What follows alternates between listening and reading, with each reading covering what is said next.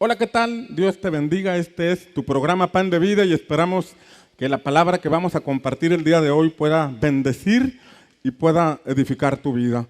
He estado compartiendo una temática que tiene que ver con generación de conquista y he estado empleando la historia del pueblo de Israel saliendo de Egipto, saliendo de un contexto de esclavitud, atravesando un desierto. Y como sabemos, una generación murió en el desierto porque se negó a creerle al Señor.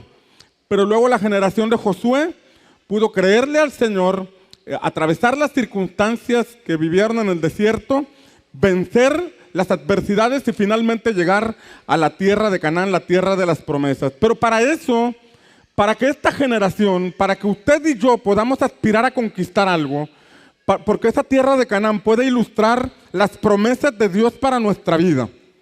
Dios tiene promesas para cada uno de nosotros. La Biblia está llena de promesas. No solamente Dios tiene para nosotros la salvación, eso es lo más importante. Cuando recibimos la salvación a través de Cristo, inicia el camino que nos lleva a alcanzar las promesas de Dios para nuestra vida. Si nosotros comprendemos que Dios nos creó con un propósito, que no fuimos resultado de la casualidad, que no fuimos resultados de una noche cuchicuchi entre papá y mamá, sino que fue el resultado del plan de Dios de traernos a existencia, entonces nosotros creamos un vínculo con el Padre. Y cuando creamos un vínculo con el Padre, cuando sabemos que provenimos de Él, cuando sabemos que Él es el autor de nuestros días, cuando entendemos que Él es el que nos dio sentido a nuestra vida, entonces nosotros empezamos a caminar en base a una promesa que Él nos ha hecho y en base a una visión que Él nos muestra. Mientras usted y yo no tengamos un vínculo profundo con el Padre, nosotros no tendremos nada en esta vida que conquistar. Nuestra vida será una vida rutinaria, nuestra vida será una vida al día. Estaremos como la generación de Moisés en el desierto, simplemente esperando el maná de cada día, el agua de cada día, y no tendremos un proyecto o un propósito por el cual desarrollarnos. Por eso es bien importante tener un vínculo fuerte con nuestro Padre celestial. Si no hay un vínculo profundo en nuestra relación con Él, nosotros desarrollaremos vidas simples. Y usted no tiene vida para desarrollarla simple. Usted está en esta tierra para cumplir el propósito perfecto de nuestro Padre Celestial. ¿Alguien dice amén? Ahora, los israelitas en el tiempo de Moisés estaban de esclavos en Egipto. Y ellos tenían promesas de parte de Dios. Dios le había dicho a Abraham, le había dicho: haré de ti una nación grande y te bendeciré. Y las naciones serán benditas a través de tu simiente. Haré grandes cosas contigo. Esa era la promesa que Dios le hizo a Abraham. Pero sus descendientes estaban viviendo en esclavitud. Sus descendientes estaban muy lejos de ser esa nación grande. Estaban muy lejos de ser esa nación que sería de bendición para muchas personas. Probablemente muchos de ellos conocían la historia de Abraham. Probablemente muchos de ellos conocían lo que Dios le había dicho a Abraham, pero lo que estaban viviendo estaba muy alejado del plan de Dios para sus vidas. Y sabes que nosotros podemos saber que Dios existe, saber que Dios nos ama, saber que Dios es bueno, saber que Dios perdona nuestros pecados, pero en ocasiones lo que estamos viviendo parece estar muy alejado de lo que Dios nos dice en su palabra. Parece que está muy alejado de lo que el Señor promete a cada uno de nosotros o lo que esperamos recibir de parte de Él. Y es ahí donde en esta mañana yo quiero hablarle de la importancia de examinar nuestro corazón, de examinar lo que hay en nuestro interior y poder descubrir si necesitamos ser sanos. Porque lo único que nos puede impedir tener una relación correcta con nuestro Padre Celestial es tener situaciones no arregladas en el corazón. Porque Dios le dijo a Abraham, Dios le dijo: haré de ti una nación grande y te bendeciré. Y serás de bendición para todas las naciones. Pero el pueblo de Israel, en el tiempo de Moisés, se sentía sin patria. Estaban en una nación extranjera.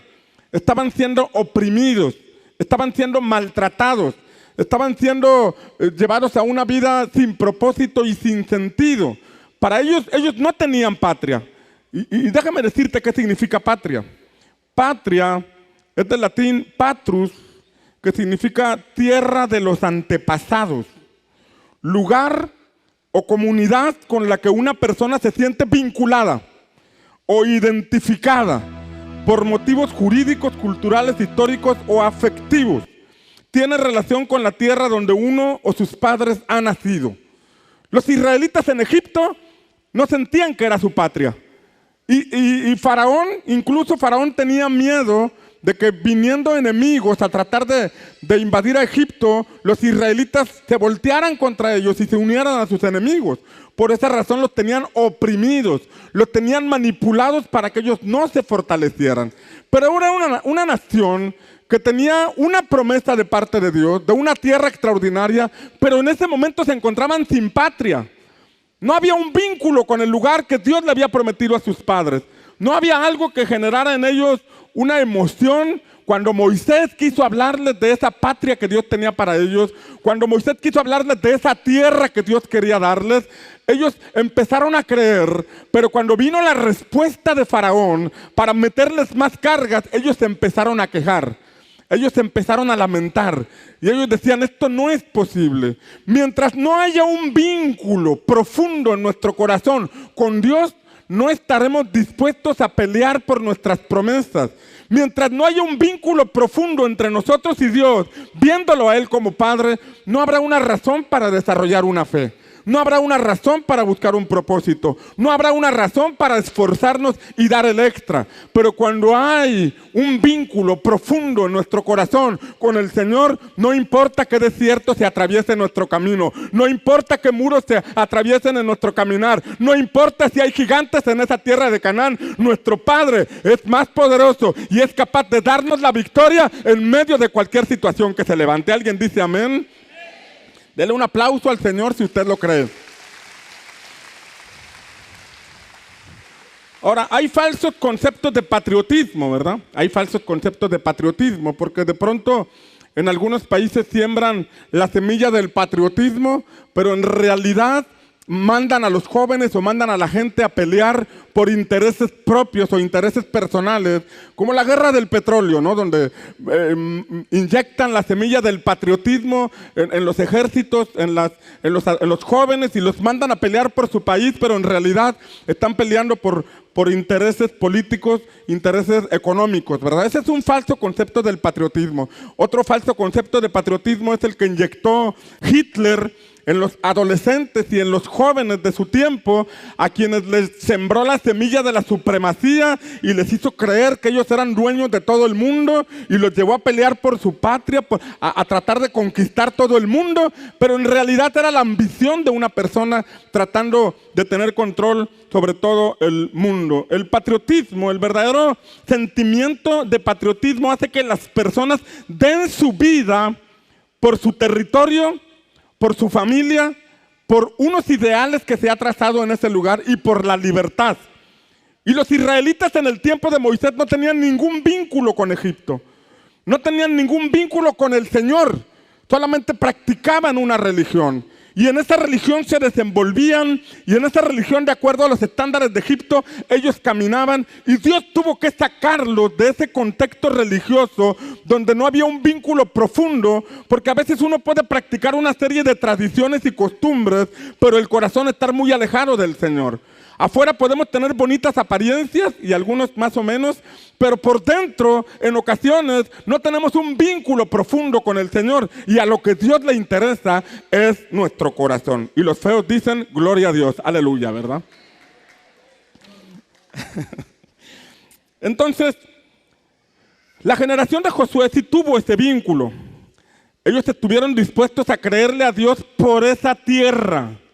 Y antes de entrar a esa tierra, ellos tuvieron que ser circuncidados.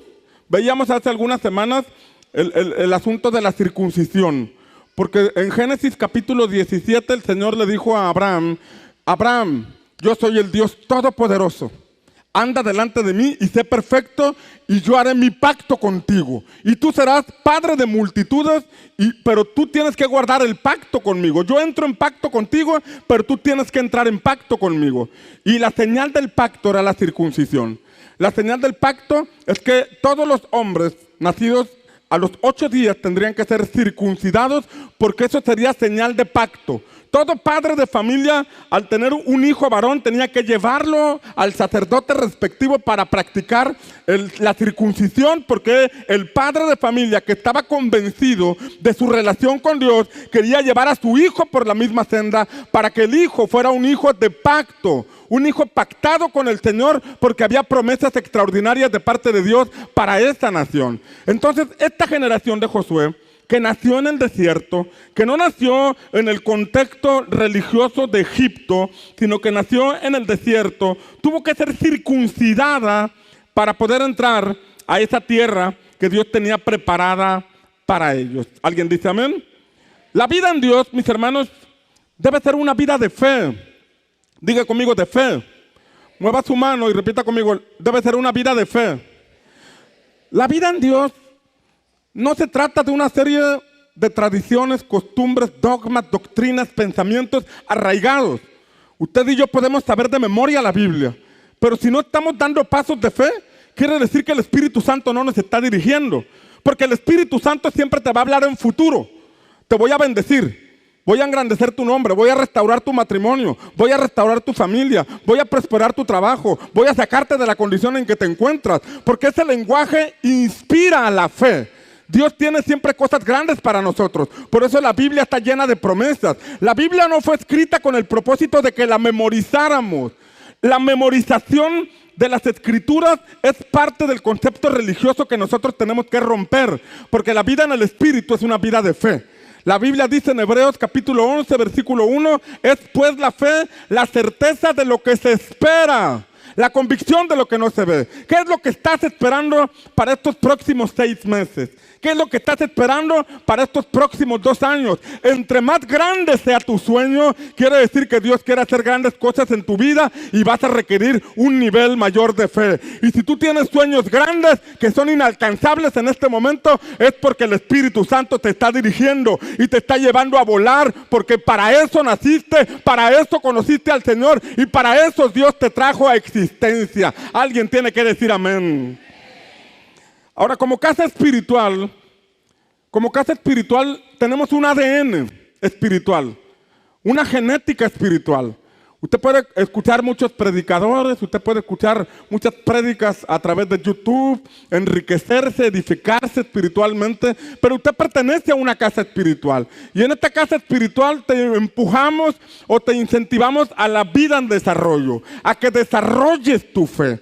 Y es bien importante que haya un vínculo entre tú y tus pastores. Es muy importante que haya un vínculo entre nosotros y que haya un vínculo profundo con el Señor para que el plan de Dios trazada para esta congregación pueda llevarse a cabo en tu vida, en tu familia y en tus descendientes con la ayuda del Señor. ¿Alguien dice amén? Pero es importante el vínculo. ¿Qué es lo que nos impide generar un vínculo? ¿Qué es lo que nos impide generar un vínculo con nuestro Padre Celestial? ¿Qué es lo que nos impide generar un vínculo con la casa espiritual donde estamos? ¿Qué es lo que nos impide generar un vínculo en un matrimonio, con una persona para casarnos y permanecer el resto de nuestra existencia? ¿Qué es lo que nos impide? De eso te quiero hablar en esta mañana. Y quiero llevarte a Josué capítulo 5, versículos 8 al 12. Dice la Escritura en Josué capítulo 5, sucedió que cuando terminaron de circuncidar a toda la nación, diga conmigo, a toda la nación, permanecieron en sus lugares en el campamento ¿hasta cuándo? ¿Hasta cuándo? Hasta que sanaron. Entonces el Señor dijo a Josué, hoy he quitado de vosotros el oprobio de Egipto. Por eso aquel lugar se ha llamado Gilgal hasta hoy. Estando los hijos de Israel acampados en Gilgal, versículo 10, celebraron la Pascua en la noche del día 14 del mes en los llanos de Jericó. Ya estaban en la tierra prometida. Y el día después de la Pascua, ese mismo día, comieron del producto de la tierra, panes sin levadura. ¿Qué comieron? Del producto de la tierra. Panes sin levadura y cereal tostado. Y el maná cesó el día después que habían comido del producto de la tierra. Mire estas 3 cosas interesantes. Dice este pasaje que se circuncidaron. que esto es señal de pacto, ya dijimos. Pero ellos se circuncidaron para poder entrar en pacto y permanecieron en sus lugares. ¿Sabe qué es un pacto? Un pacto es un compromiso inquebrantable. Un compromiso que tú no votas bajo ninguna circunstancia. Y en ese contexto de Génesis capítulo 17, Dios estaba entrando en pacto con Abraham, porque Abraham había dado evidencias de ser una persona honorable con quien podría entrar en pacto. Una persona que no votaría el pacto que estaba haciendo con Dios. Y en Josué capítulo 5, la escritura nos dice que fueron circuncidados para poder entrar a esa relación de pacto. Y dice la palabra que ellos permanecieron ahí. Y al permanecer ahí, fueron sanados. Mira este juego de palabras. Preste atención a este juego de palabras. Porque aquí dice que ellos fueron circuncidados, permanecieron hasta que sanaron. Pero no podemos permanecer en una relación de pacto si no somos sanos del corazón. Una razón por la que un matrimonio se disuelve muchas veces está ligada a la dureza del corazón. Una razón por la que una persona no permanece en una relación de pacto en una iglesia o con el Señor es por problemas en el corazón. Ellos tenían que permanecer ahí hasta que fueran sanados. No podemos permanecer si no somos sanos, pero no podemos ser sanos si no permanecemos en el Señor. Habrá circunstancias que se levanten para que te alejes del Señor. Pero si tú te alejas, no podrás ser sano. Y siempre tendrás un espíritu vagabundo o errante o nómada que no te permite echar raíces en un lugar. Este pasaje nos enseña que ellos entraron en la relación de pacto, permanecieron ahí. Imagínense el dolor que sufrieron. Imagínense las circunstancias que vivieron en ese momento. Algunos tal vez se pudieron haber quejado, algunos tal vez quisieron volver atrás, pero permanecieron ahí hasta cuándo. Dice la Biblia, hasta que fueron sanados. ¿Hasta que fueron qué? Sanados. Solo hasta después de que fueron sanados, la Escritura nos enseña que Dios les dijo que el Señor les quitó el oprobio. ¿Qué les quitó? El oprobio. Se oye como microbio, pero no es microbio, no es ninguna bacteria. Oprobio les quitó la vergüenza. Escuche, la vergüenza. El oprobio de Egipto. En Egipto ellos no tenían una patria. En Egipto ellos no tenían una tierra. En Egipto ellos no podían soñar ni tener una visión porque eran esclavos de Faraón. Su tiempo, su agenda, su familia, tus fuerzas, todo estaba en manos del faraón. Ellos no tenían ningún vínculo con aquella tierra. Ellos no tenían un vínculo con Dios. Ellos no tenían una razón para soñar. Pero cuando ellos entraron en relación de pacto, el Señor los sanó. Y después de sanarlos, dice la Escritura, ya te quité el oprobio. Ya te quité la vergüenza del pasado. Ahora vas a entrar a la tierra de las promesas. Ahora vas a entrar a lo que yo preparé para ti. Y yo declaro sobre tu vida que después de un tiempo que has estado caminando por el desierto y has generado un vínculo profundo con nuestro Padre Celestial, el Señor te va a decir, he quitado de ti la vergüenza del pasado, he borrado de ti tus culpas y tus pecados y ahora eres parte de una generación de conquista que va a alcanzar las promesas que el cielo tiene preparados para ellos y para sus descendientes en el nombre de Jesús. ¿Alguien lo cree?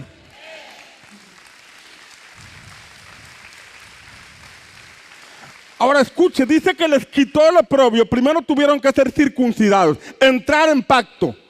Después de entrar en pacto con Dios, el Señor los sanó. Y después de sanarles, les quitó la vergüenza. Y después de eso dice que entraron a la tierra de Canaán y comieron los primeros frutos de la tierra. Pisaron la tierra que era de ellos. Respiraron el aroma de aquel lugar. Comieron del fruto y dice la palabra que cesó el maná.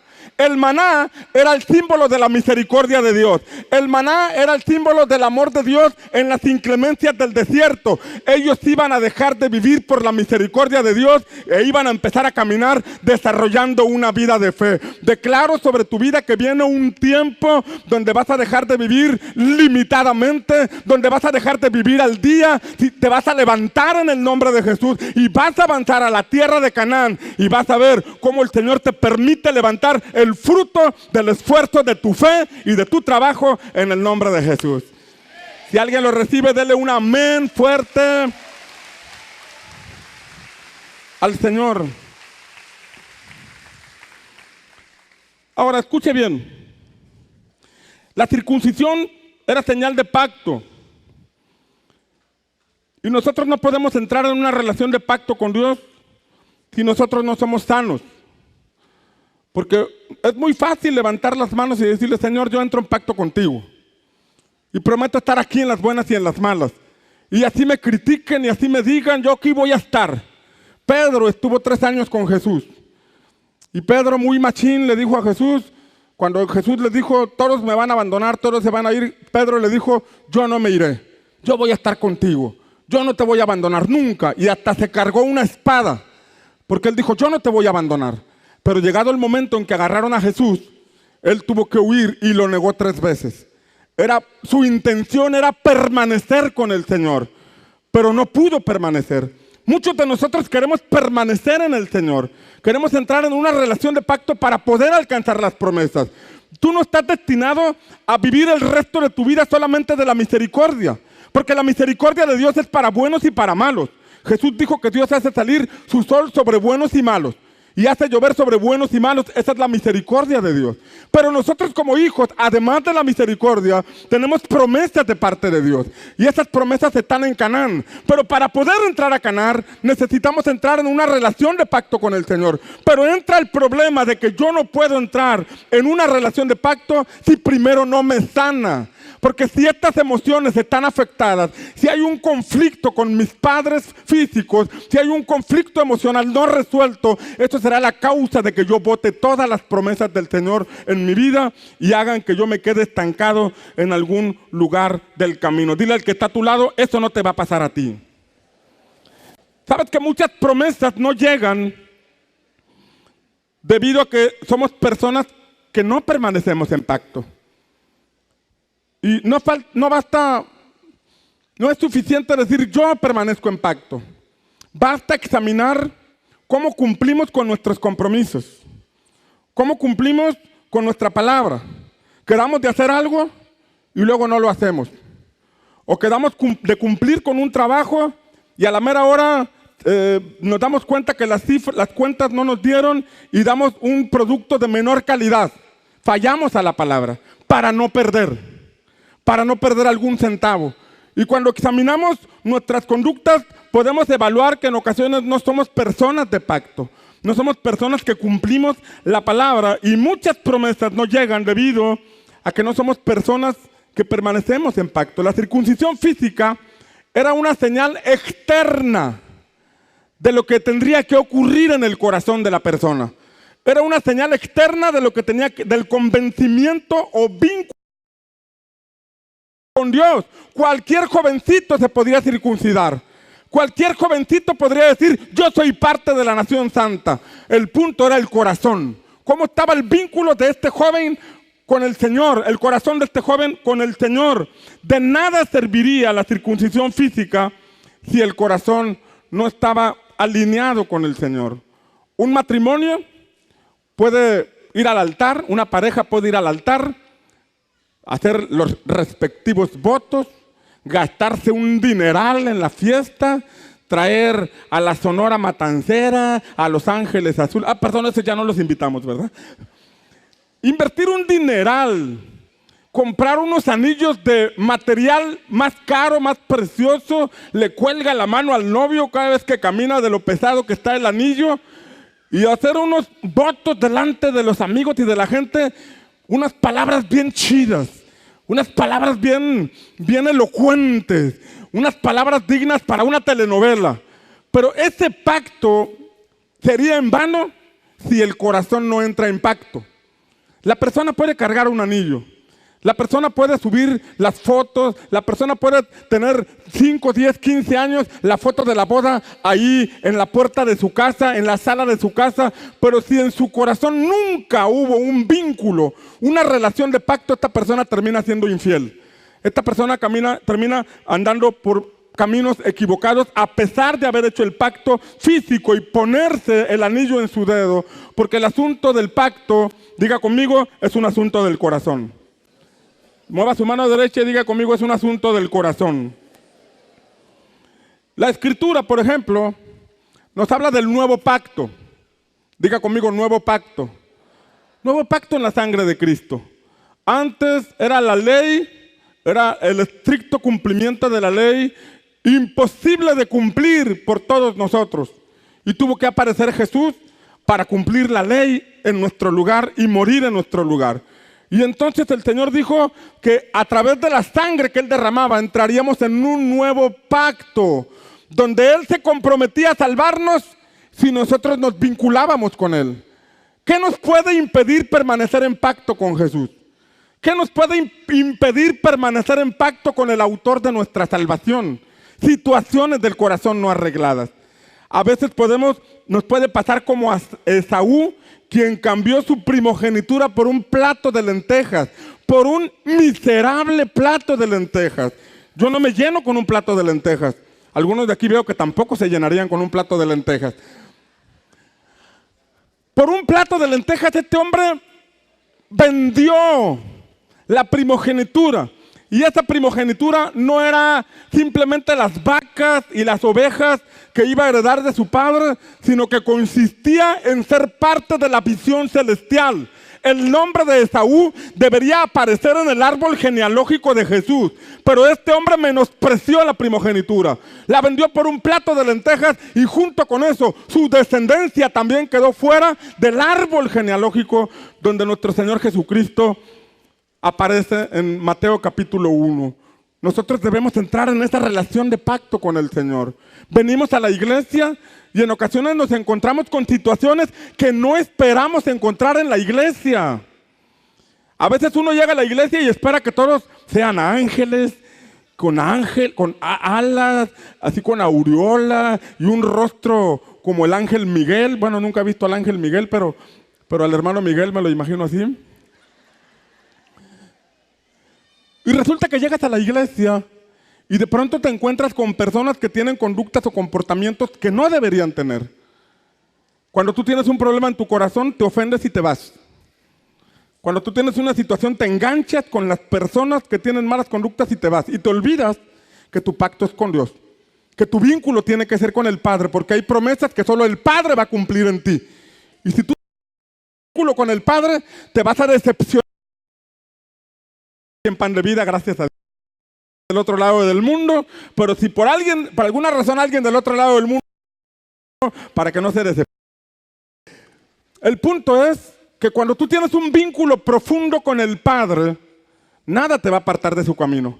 Nada te va a quitar la salvación. Tú vas a brincar obstáculos, tú vas a brincar las trampas, tú no te vas a enganchar con situaciones que pasen en el camino porque tu mirada está en el Señor, tu mirada está en el Padre, tu vínculo es profundo, tu vínculo es perfecto y es nuestro Padre Celestial quien te hará brincar esas trampas y te permitirá entrar a Canaán, donde vas a disfrutar el bien del Señor por el resto de tus días. ¿Alguien dice amén? Alguien de aquí se va a levantar en el nombre del Señor, va a brincar esos obstáculos y va a entrar a la tierra de las promesas en el nombre de Cristo Jesús. ¿Alguien dice amén?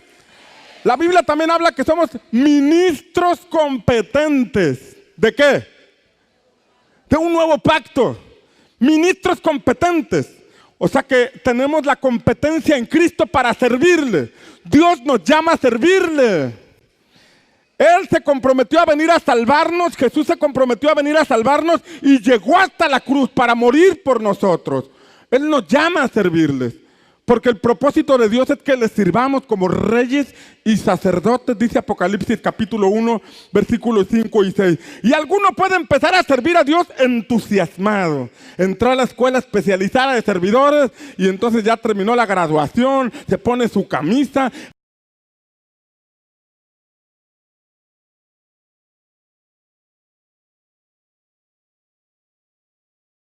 Hermanos, los saluda y de pronto alguien lo deja con la mano extendida y ya no lo pudo saludar y se empieza a decepcionar de asuntos que pasan en el otro lado del mundo. Y de pronto alguien deja de servir al Señor por situaciones que ocurren. Porque ¿sabe una cosa? Allá del otro lado del mundo a veces hay ovejas que muerden. Y cuando alguien viene con todo su corazón a servir al Señor, Viene con todo su entusiasmo, desbordando de alegría. Es su primer día de servicio. Es su primer día en que va a servir a papá. Llega con mucho entusiasmo y ¡paz! Le llaman la atención. Lo regañan, le quitan de aquí, lo ponen por allá, lo cambian. Y de pronto eso puede pegarle a alguien que todavía tiene situaciones en el corazón, que no logra generar un vínculo con el Padre.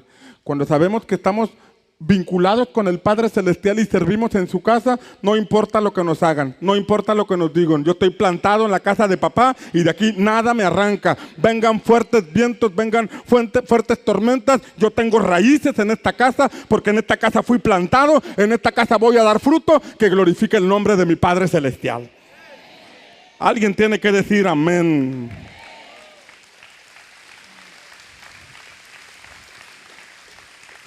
El punto es permanecer en el Señor.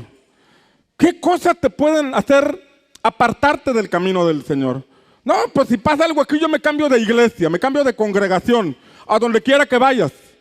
Si tú tienes un problema en tu corazón, vas a encontrar situaciones. A donde quiera que vayas, no vas a encontrar un pastor. Situaciones que se te puedan atravesar. Me tengo que echar porras yo, ¿verdad? He perdido. Donde quiera que vayas, si el problema es donde quiera que vayas, vas a encontrar. Pero cuando tú entras en pacto con Dios, como los israelitas en el tiempo de Josué, y permanecieron ahí hasta que fueron sanados, entonces el Señor les quitó el oprobio y pudieron entrar a la tierra donde estaban las promesas. ¿Sabes que a veces es en el mismo campamento donde el Señor te circuncida y sana tu corazón? Porque dice la palabra que los israelitas fueron circuncidados y permanecieron ahí. A veces es en la misma iglesia donde Dios está tratando tu proceso de sanidad. A veces es en la misma iglesia donde brotan los asuntos del corazón que tienen que ser sanados. A veces se levantan conflictos, se levantan malos entendidos, se levantan situaciones que tratan de desestabilizar, pero la manera en que nosotros respondemos a esa situación puede dar evidencia del estado que guarda nuestro corazón. La manera en que respondemos. Dios permite entonces a veces que en la iglesia ocurran cosas. Y cuando ocurren esas cosas, mi respuesta, aunque yo no hable, puedo examinar cómo está mi corazón. Y es entonces que yo le digo al Señor, Señor, yo necesito ser sano. Yo ya gradué de escuela de campeones, yo ya fui al encuentro, yo ya fui a escuela de servidores, ya casi parezco querubín, pero tengo problemas en mi corazón que necesito todavía que hagas algo en mi vida y me sanes. ¿Alguien está aquí conmigo? Yo reconozco situaciones que tengo que sanar. Situaciones porque a veces me engancho, a veces me conecto con personas que tratan de provocarme y reacciono a tiempo, ¿no? Por ejemplo, en Twitter, de pronto estoy escribiendo algunas cosas y ya que estoy escribiendo, digo, caray, esto no lo debo escribir yo, pero ya lo escribí, pero no lo publiqué, entonces me echo para atrás, ¿no? Como que de pronto quiero responder a comentarios que hacen, pero me doy cuenta a tiempo y antes de lanzarlo, mejor me echo para atrás. Pero descubro que todavía en algunas ocasiones el enemigo me busca enganchar para sacarme de mi asignación y todos debemos ver esa parte donde el Señor quiere trabajar con nosotros. ¿Qué pasa cuando hacemos un berrinche? ¿Hiciste un berrinche en tu matrimonio? ¿Hiciste un berrinche con algún socio con el que empezaste alguna empresa y de pronto ya estás botando tu matrimonio, botando tu empresa, tu asociación? ¿Hiciste un berrinche en la iglesia? Algo no te gustó, algo que dijeron, algo provocó que tú reaccionaras. ¿Qué haces con esa reacción? ¿Cómo respondes? Dice la Escritura que es inevitable que nos enojemos. Así dice la palabra. Y es inevitable que nos enojemos. La pregunta es, ¿qué hacemos con ese enojo? ¿Qué hacemos con ese sentimiento? ¿Cómo lo canalizamos? ¿Puede más el berrinche que mi pacto con Dios? ¿Puede más mi molestia que mi compromiso con Dios? Cuando no hay un claro vínculo con el Padre, un berrinche puede más. Cuando no hay un claro vínculo con el Padre, cualquier situación que se levante puede provocar que yo me aleje del Señor. Es necesario que el Señor nos sane. Levante y repita conmigo, es necesario que el Señor me sane para ser libre del oprobio y alcanzar las promesas. ¿Alguien dice amén? ¿Sabe que la Biblia nos habla de un hombre llamado David? David tuvo un buen amigo llamado Jonatán. Y quiero hablarte un poquito de ellos. David y Jonatán era el hijo del rey Saúl. Y la escritura nos dice que el rey Saúl estaba peleando, estaba estableciendo el reino de Israel. Y el rey Saúl fue desechado por Dios. Debido a su carnalidad, debido a su rebelión, fue desechado por Dios. Y Dios iba a levantar a un hombre llamado David. Usted ya conoce esa historia, probablemente. Y Saúl tenía un hijo llamado Jonatán. Y Jonatán y David fueron grandes amigos. E hicieron una relación de pacto. Tú eres mi cuate. Y Jonatán, el hijo del rey, le dijo a David: yo sé que tú vas a ser rey. El legítimo heredero era Jonatán. Pero Jonatán le dijo: ¿sabes qué, cuate? Tú vas a ser rey. Ya, o sea, es evidente que el Señor está contigo. Es evidente que mi papá anda en malos pasos, pero yo soy tu amigo. Así mi papá te esté persiguiendo, yo sé que mi papá te quiere matar porque tú vas a ser el próximo rey, pero la relación de pacto que hay entre nosotros es una relación profunda. Y así, si mi padre quiere hacerte algo, yo te lo voy a advertir, porque para mí tu amistad es más valiosa que cualquier otra cosa. Esa era una relación de pacto. La Biblia nos enseña que Jonatán le dio su espada, su manto y su talabarte, porque decía: David, tú vas a ser rey. Tú eres mi amigo y yo reconozco lo que Dios ha hecho en tu vida y lo que va a hacer. Pasó el tiempo. Jonatán le dijo: una cosa te pido, David. El día que estés de rey, acuérdate de mi descendencia. El día que estés de rey, acuérdate de mis hijos. La Biblia nos enseña que el rey Saúl murió, lo mataron. Y también mataron a Jonatán. Y leemos la historia de manera resumida. David se estableció como rey de una tribu y después sobre toda la nación. Y ya cuando era rey, la Biblia nos enseña en el segundo libro de Samuel, vamos a verlo ahí en la pantalla, hablando de una relación de pacto, que después de que murió Jonatán, tiempo después de que murió Jonatán, un hombre que había hecho pacto se mantuvo en su palabra. Y dice el segundo libro de Samuel, capítulo 9, versículos 3 en adelante: dijo el rey David: ¿no queda aún alguien de la casa de Saúl a quien yo pueda mostrar la bondad de Dios? Y Siba respondió al rey: aún queda un hijo de Jonatán, lisiado de ambos pies. El rey le dijo: ¿dónde está? Y Siba respondió al rey: he aquí está en casa de Maquir, hijo de Amiel, en Lodebar. ¿En dónde? Lodebar. Déjeme decirle que Lodebar tiene un significado algo así como un lugar seco. Un lugar seco. Un lugar donde no hay pastos verdes. Un lugar en ruinas. Este niño llamado Mefiboset, que era nieto de Saúl, que había nacido entre telas de seda, que había nacido en el palacio, que había nacido rodeado de siervos y siervas que lo atendían, que no podía llorar tantito porque ya estaban sobre él. Un niño que nació entre lujos, un niño que nació en lo mejor de esa tierra de Israel. De pronto, por culpa de su abuelo, tuvo que perder todo eso e irse a vivir a un lugar llamado Lodebar, un lugar completamente seco, como si hubiera sido despatriado, como si hubiera perdido todo el vínculo con la casa de su padre y la casa de su abuelo por causa de los errores de los hombres, su abuelo en específico. Y mira lo que dice la palabra. Entonces el rey David mandó traerlo. ¿Qué hizo el rey David? Mandó traerlo de la casa de Maquir, hijo de Amiel de Lodebar. Yo no sé cómo estás viviendo tú en este momento. Tal vez has perdido muchas cosas, tal vez has vivido una serie de circunstancias que parece que estás viviendo en un lugar desértico, pero una cosa te digo: así como David mandó traer a aquel hombre, de igual forma el Señor te está trayendo a su presencia. El Señor te está trayendo a su vida para cambiar tu vida, para sanar tu corazón y para restaurarte a las promesas que de antemano Él preparó para tu vida y para los tuyos. ¿Alguien dice amén? Entonces el rey David mandó traerlo de la casa de Maquir, hijo de Amiel de Lodebar, y Mefiboset, hijo de Jonatán, hijo de Saúl, vino a David y cayendo sobre su rostro se postró. Y David dijo: Mefiboset. Y este respondió: he aquí tu siervo. David le dijo: no temas, porque ciertamente te mostraré bondad por amor a tu padre Jonatán. David había hecho un pacto con Jonatán.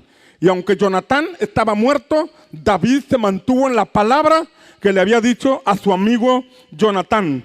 No temas, porque ciertamente te mostraré bondad por amor a tu padre Jonatán, y te devolveré ¿qué? Toda la tierra. Perdiste tu patria, perdiste tu herencia, perdiste todo, pero yo te lo voy a devolver. Te devolveré toda la tierra de tu abuelo Saúl, y tú comerás siempre a mi mesa. Se postró él de nuevo y dijo: ¿quién es tu siervo para que tomes en cuenta a este perro muerto como yo? Escucha las palabras que dijo este hombre. Este hombre que un día fue nieto de un rey. Este hombre que, como te decía, nació en un palacio. Este hombre que nació en muchas comodidades. Ahora tenía un concepto acerca de sí mismo como de perro muerto. Y la expresión perro muerto entre los judíos habla de lo más bajo que una persona puede tener. Yo creo que de ahí inspira algunas de sus canciones, Paquita, la del barrio. Pero era el concepto que él tenía acerca de sí mismo. O sea, ¿para qué me llamas rey? O sea, ¿para qué me traes aquí? Me haces recordar todo lo que perdí. Yo debería estar en este palacio reinando, pero lo perdí por causa de mi abuelo. Ya no soy digno de entrar y sentarme. Yo no valgo nada, mi rey. Yo soy un perro muerto. Me abandonaron, perdí todo. Estaba lisiado ese muchacho. Y el concepto que tenía en su corazón acerca de sí mismo es: soy un perro muerto, yo no merezco estas cosas. No tenía ni un vínculo correcto con Dios, ni tenía un vínculo correcto con la tierra que le pertenecía a él como herencia debido a su abuelo y a su padre. Estaba en la condición en que los israelitas en el tiempo de Moisés se encontraban en Egipto. No había un vínculo porque había heridas en el corazón.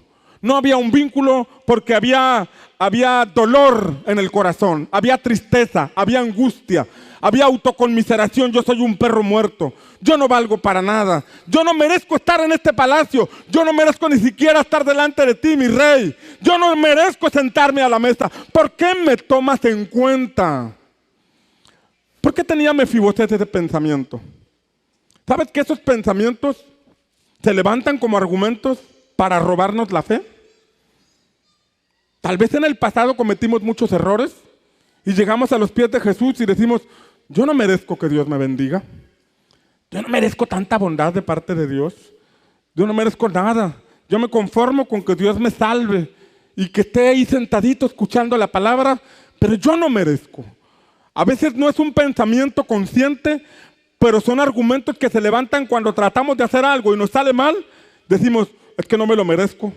Yo abandoné mi familia, yo hice esto, yo hice lo otro, yo me porté mal. Déjame decirle algo: ninguno de los que estamos aquí lo merecemos, pero a Dios le plació perdonar nuestros pecados, traernos a Él, sentarnos a la mesa y aderezar mesa delante de nuestros angustiadores. Podemos sentarnos permanentemente a la casa de papá, no por nuestros méritos, sino por los méritos de nuestro Señor Jesucristo, porque Él pagó por nuestra salvación, por nuestra libertad y por nuestra prosperidad.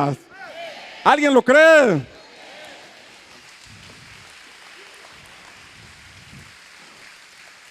¿Por qué Mefiboset tenía ese pensamiento? ¿Qué le pasó a Mefiboset? ¿Qué ocurrió con este muchacho? Al ver el contexto de Mefiboset, en el segundo libro de Samuel, capítulo 4, versículo 4, mire lo que dice la palabra acerca de Mefiboset. Dice que Jonatán, hijo de Saúl, tenía un hijo lisiado de los pies. ¿Cómo estaba el hijo? Y este tenía 5 años cuando de Jezreel llegaron las noticias de la muerte de Saúl y Jonatán. Y su nodriza lo tomó, porque siempre que están derribando un reino van sobre los descendientes para acabar con el reino. Cuando su nodriza lo tomó y huyó, dice: pero sucedió que en su prisa por huir, él se cayó ¿Y cómo quedó? ¿Cómo se llamaba él? Mefiboset. Su nombre era. Es el mismo Mefiboset que en el tiempo de David lo mandó traer y dijo: soy un perro muerto. Vemos que cuando tenía 5 años y mataron a su abuelo y mataron a su papá, la nodriza lo tomó, corrió, pero mientras corría, se le cayó el niño y quedó cojo. Se le cayó. Él no tenía la culpa de lo que su abuelo había hecho. Él no tenía la culpa de los errores de su abuelo Saúl. Él no tenía la culpa de que esta mujer lo hubiera tomado mal y se le cayera. El producto de aquella caída es que este niño quedó marcado para toda su vida. Quedó marcado por el resto de su existencia, quedó cojo. Y eso que le pasó lo llevó a tener un concepto acerca de sí muy por debajo que el que debería tener como nieto de un rey.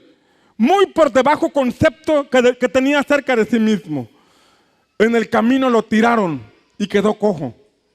Yo no sé qué te haya pasado a ti en el camino. Tal vez de niño alguien te tiró. ¿Qué quiere decir que te tiró? Tal vez tus padres te abandonaron. Tal vez alguien te violó de niño. Tal vez alguien abusó física o verbalmente de ti. Tal vez alguien te dijo tantas palabras negativas que te marcó para siempre. Yo no sé qué te haya pasado o qué te haya ocurrido en el pasado.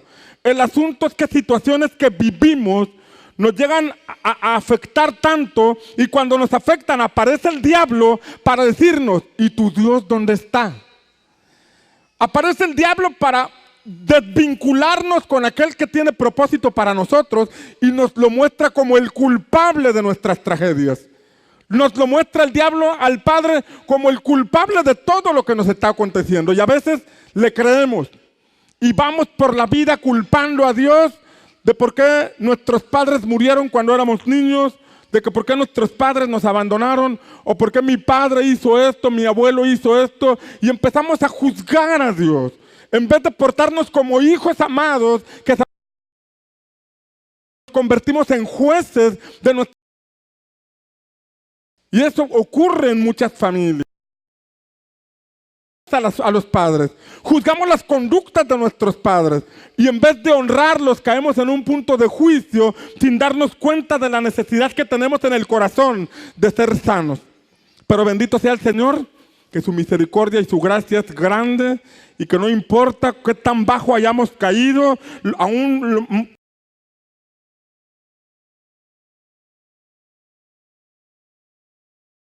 para rescatarnos de esa condición, traernos, sentarnos y darnos de los mejores manjares que solamente Él nos puede dar. ¿Alguien dice amén? Dele un fuerte aplauso al Señor si usted lo cree.